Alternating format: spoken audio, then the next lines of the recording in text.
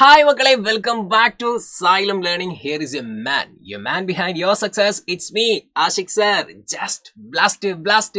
So എൻ്റെ എല്ലാ മക്കളും 5ാം ക്ലാസ്സിൽ നിന്ന് അടിപൊളിയായിട്ട് വിജയിച്ച് 6ാം ക്ലാസ്സിലേക്ക് വരാൻ പോവാണ് അല്ലേ. സോ നിങ്ങൾ വെക്കേഷൻ മൂഡിലായിരിക്കും. വെക്കേഷനൊക്കെ നിങ്ങൾ എന്ത് ചെയ്യുക, അടിപൊളി കിഡ്ലോസ്കായിട്ട് മുന്നോട്ട് കൊണ്ടുപോകണം അല്ലേ. ഇപ്പം കുറച്ച് ഇലക്ഷൻ ചൂടുണ്ടാവും. പിന്നെ നിങ്ങൾ എന്ത് ചെയ്യുക, വെക്കേഷനിൽ മാക്സിമം ടൂർ പോയി മാക്സിമം കാര്യങ്ങളൊക്കെ ചെയ്യാൻ നിങ്ങൾക്ക് കേട്ടോ.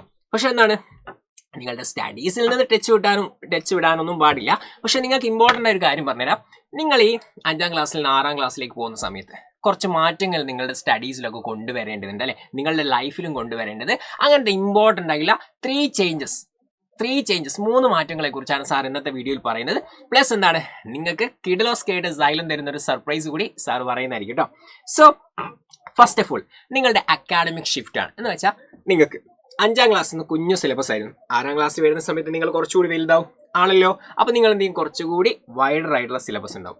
ഓക്കെ, സിലബസ് എന്തായിരിക്കും, സ്ലൈറ്റ്ലി ഡീപ്പർ ആയിരിക്കും, കുറച്ച് ആഴം കൂടിയതായിരിക്കും. പ്ലസ് എന്താണ്, കോൺസെപ്റ്റ് ഓറിയന്റഡ് ആയിരിക്കും. നമ്മൾ ചുമ്മാ ഇങ്ങനെ കാണാപ്പണം പഠിക്കുക എന്നുള്ളതല്ല, കുറച്ചുകൂടി കോൺസെപ്റ്റ് ഓറിയന്റഡ് ആയിരിക്കണം ഇനി പഠനം മുന്നോട്ട് കൊണ്ടുപോകേണ്ടത്. ഓക്കെ, ജസ്റ്റ് എന്തല്ല മനഃപ്പാടമാക്കുന്നതിനപ്പുറത്തേക്ക് കാര്യങ്ങൾ മനസ്സിലാക്കി പഠിക്കുന്നതിലേക്ക് എൻ്റെ മക്കൾ വളരണം. സെറ്റ്, ഇതാണ് ഫസ്റ്റ് ടിപ്പ്.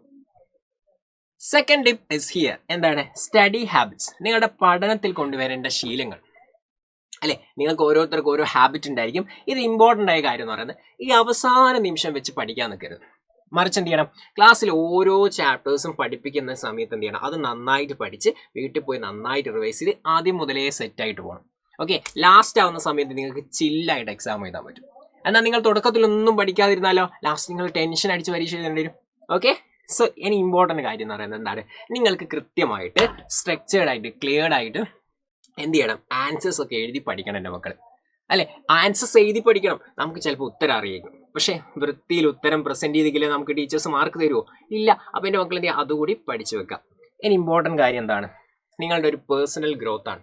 നിങ്ങൾ 5, 6ലേക്ക് വരുന്ന സമയത്ത് എന്താണ്, നിങ്ങളെ പിന്നെ സ്കൂളൊക്കെ വരുന്ന സമയത്ത് ഞാൻ വേറെ ലെവൽ, 6ാം ക്ലാസ് എന്നൊക്കെ പറഞ്ഞാൽ നിങ്ങൾ വേറെ ലെവലാവില്ലേ.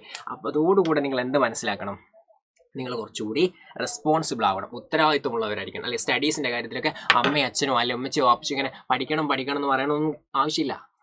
നിങ്ങൾ പോകുന്നു, പഠിക്കുന്നു, സെറ്റാവുന്നു. ആ ഒരു കൈൻഡ് ഓഫ് പിന്നെ അപ്രോച്ച് നിങ്ങൾക്ക് ഉണ്ടായിരിക്കണം. പിന്നെ എന്താണ്, നിങ്ങൾക്ക് ആത്മവിശ്വാസം, കോൺഫിഡൻസ് ഉണ്ടായിരിക്കണം. കമ്മ്യൂണിക്കേഷൻ നന്നായിട്ട് സംസാരിക്കാനും എഴുതി ഫലിപ്പിക്കാനൊക്കെ നിങ്ങൾക്ക് പറ്റണം.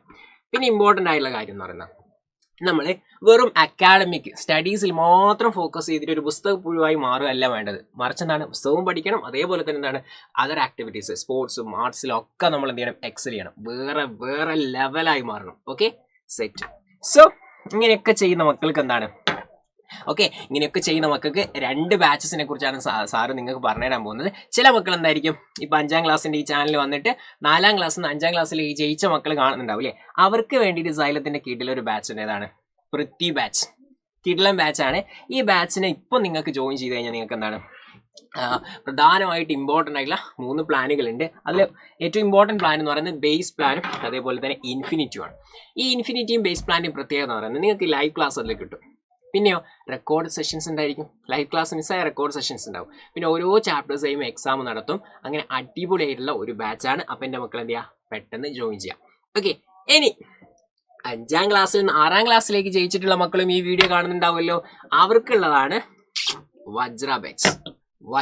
Okay, diamond batch. ഏതാണ്, വജ്ര ബാച്ച്. ഈ ബാച്ചിന്റെ പ്രത്യേകത എന്താണ്, ഇതിനും നിങ്ങൾക്ക് ബേസ് പ്ലാൻ ഉണ്ട്, ഇൻഫിനിറ്റി ഉണ്ട് ആൻഡ് ഇൻഫിനിറ്റി പ്രോ ഉണ്ട്. ഓക്കെ, നമ്മൾ ഈ ഐഫോണൊക്കെ മേടിക്കുന്ന സമയത്ത് എന്താണ്, ബേസ് ഐഫോൺ ഉണ്ടാവും അല്ലേ, പിന്നെ ഐഫോൺ പ്ലസ്, പിന്നെ പ്രോ മാക്സ്, അതുപോലെയും ബാച്ചുകൾ ഉണ്ടായിരിക്കും. സോ ഈ ബേസ് പ്ലാൻ നിങ്ങൾക്ക് സാധാ ഒരു ട്യൂഷൻ ക്ലാസ്സിൽ കിട്ടുന്ന എല്ലാം കിട്ടും. ഇൻഫിനിറ്റി പ്രോയിലൊക്കെ വരുന്ന സമയത്ത് എന്താണ്, നിങ്ങൾക്ക് ഫ്യൂച്ചറിസ്റ്റിക് ആയിട്ട് ഫാൽക്കൺ എന്ന് പറയുന്ന ഒരു ബാച്ച് ഉണ്ട്.